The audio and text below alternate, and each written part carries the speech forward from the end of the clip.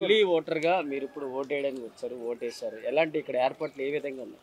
అన్నీ బాగానే ఉన్నాయి. టెంట్ వేడికి టెంట్లు ఇవి వేశారు. అన్ని సదుపాయాలుగా చేస్తున్నారు.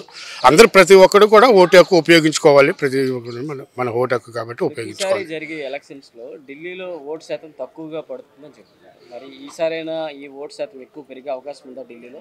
ఢిల్లీలో వేడి తట్టుకోలేక బయటికి రాలేకపోతున్నారు. పైనుంచి పెట్టి కొంత ఇక్కడ నుంచి సెంట్రల్ ఢిల్లీ ఏరియాలో కొద్దిగా తక్కువనే పడుతుంది. ఎప్పుడు ఓటింగ్ పోలింగ్ చాలా తక్కువగా ఉంటుంది. ఎప్పుడైనా సరే ఎందుకంటే ఆఫీసర్స్ అటు రిటైర్మెంట్స్ ఇటు వెళ్ళే వాళ్ళు కొంతమంది ఈ ఏరియా నుంచి వేరే ఏరియాకి షిఫ్ట్ అయిపోతుంటారు.